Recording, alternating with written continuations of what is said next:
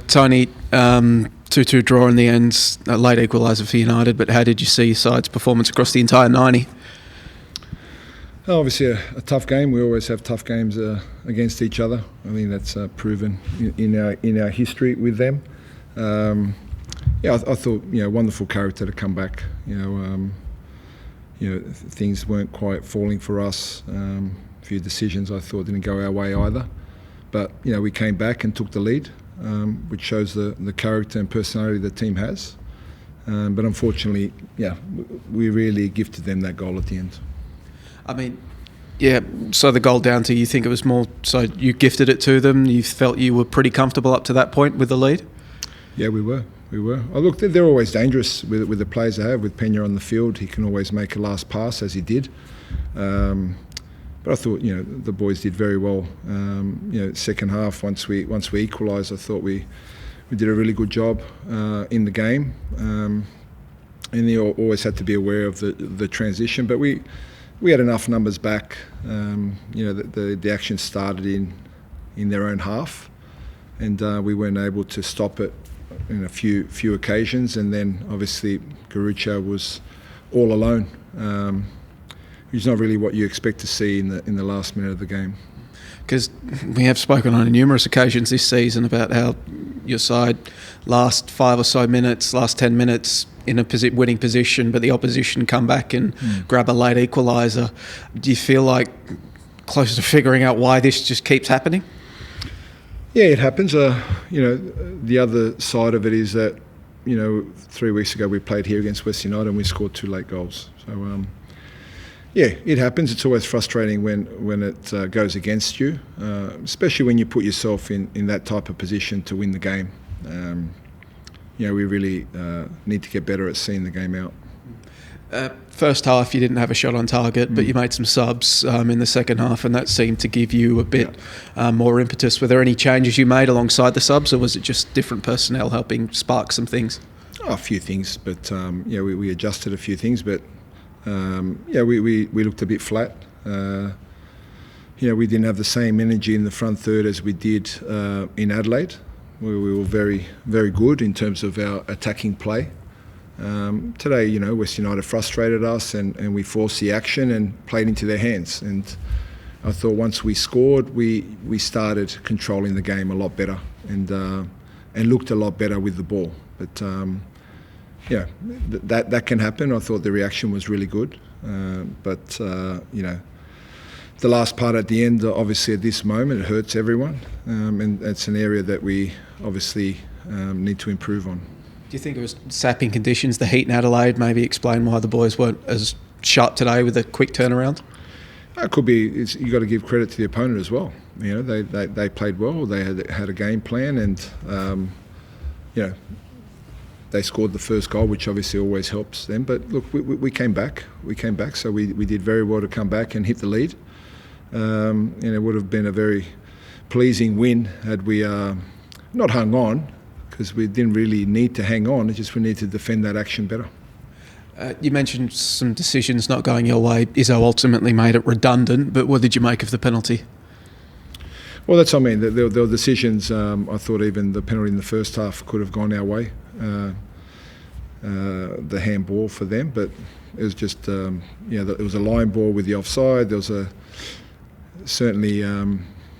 We felt that the player was holding Salim before the penalty, but he gave it, and we have to respect that decision. You head into the international break now. I think it's 16, 17 days off. Ryan missed tonight. Adama missed tonight. You're expecting those boys to...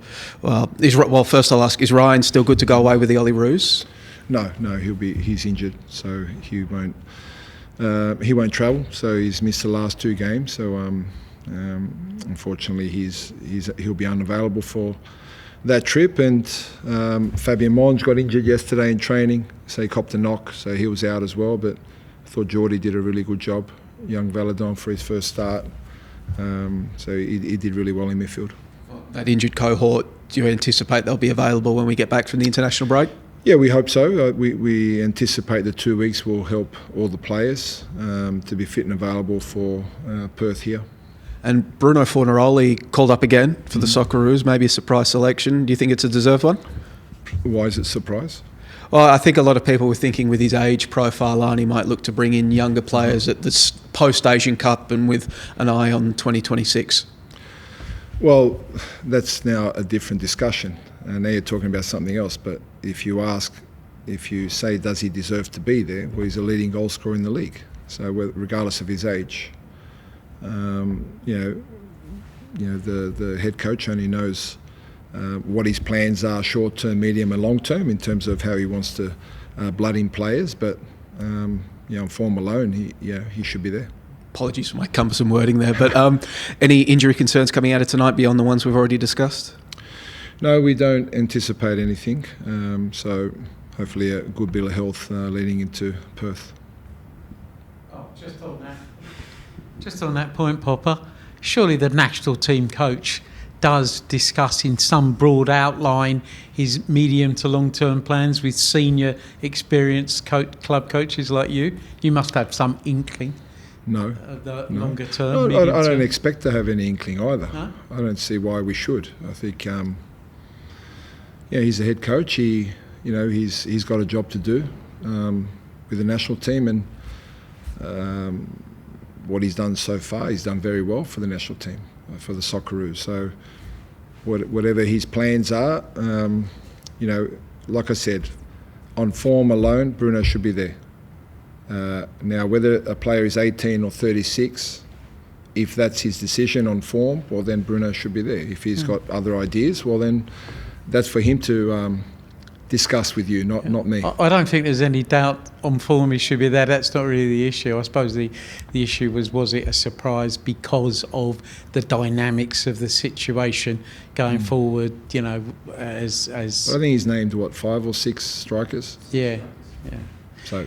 Yeah, surely he fits in amongst the 6 strikers. And one final thing from me. Got 5 games left, you're 5 points adrift, but 4 of those 5 are at home. You still a very realistic chance of top 2, do you think, given the deficit you've got to overcome, but the home ground advantage? Look, we have to go a game at a time, and obviously tonight would have helped. The result would have helped tonight. Would have put us 3 points behind the top 2, but... it's 5, and we've just got to really work towards Perth and just control what we can. And the top 2 are ahead of us at the moment, and we can't control their results. Thank you. Thanks.